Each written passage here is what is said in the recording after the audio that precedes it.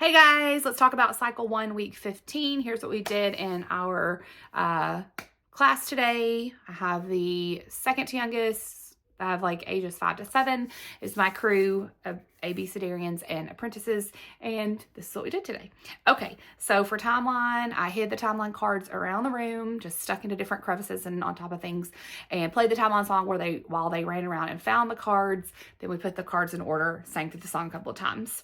For math, I have these visual cards that I made.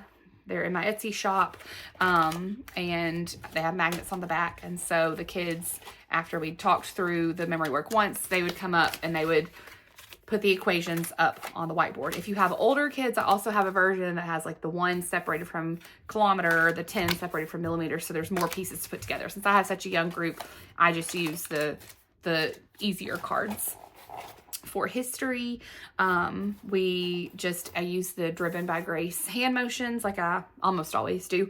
And we did in the 1400s, Prince Henry of Portugal founded a school of navigation.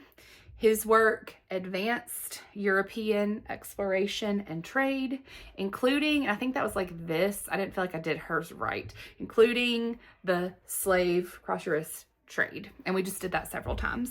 For geography, we were supposed to use, I have little googly eye rings that they put on their finger, and then they show their googly eyes the places on the map, and I left them at home. So we truly went stick in the sand this week and just did trace it, talk about it, point to it, and then erase it.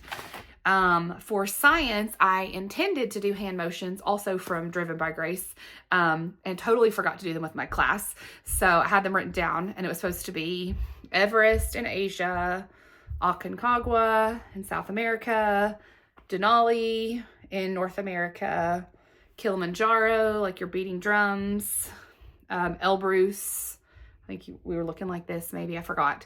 Kosciusko, arms like you're a kangaroo hopping, and Vincent Massif, you act like you're cold. Now, the CC pronunciation on the app, like they say Kosciusko or something like that, but from what I read and looked in some of the comments of some YouTube videos, they said that is not the Australian pronunciation. Since the mountain is in Australia, I tried to do the Australian pronunciation, which I believe is Kosciusko. Also, I did mention to my class that Denali used to be called Mount McKinley and maybe called Mount McKinley again, because we are just a couple days after President Trump's inauguration, and he said that was one of the things he was going to sign an executive order for.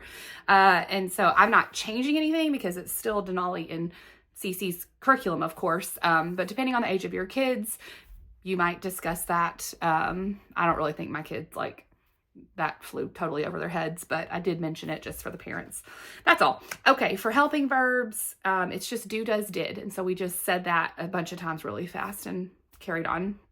And then for Latin, we're redoing all these songs that we did last semester. And so we listened to the song, and as we listened to it, we did different exercises. So we did high knees, toe touches, calf raises, and like cross body stretches. We're kind of did like this. So they just did the exercises while they listened and sang the song. So that was our memory work. For art, we were doing Angelico, and we used the Inside the Lines lesson plan. And so we made these little, you cannot really see it because it's printed on black.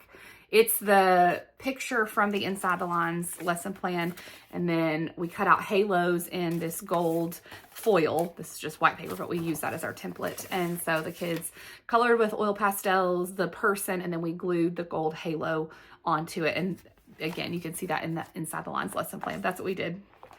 For science, it's just one experiment this week where you're making a fossil, and so it probably won't take the full 30 minutes. So I grabbed a couple of books about fossils from the library and used that to kind of talk a little bit more in depth about fossils and show some pictures. Most weeks in science we don't have a whole lot of time to do any extra like that, so we looked at a few pictures and things.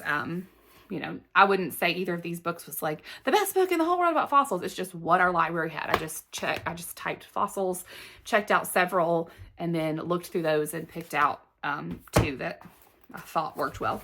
And then for review, we did Pom Pom Bomb, which I talked about before. So we did this last semester as well.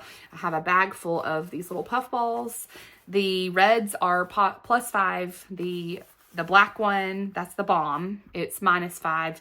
And all the other colors are +1. So the kids, I'd ask one review question and we'd go through it, and then the kids would take turns drawing out a puff ball, and they would either get +1 point, +5 points, or -5 points for their team. And we just played that back and forth until we finished review. So they like Pom Pom Bomb.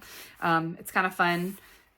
It's been a fun one for them. So that is it. That was our week. Super quick, easy, and hope that helps. Talk to you later. Bye.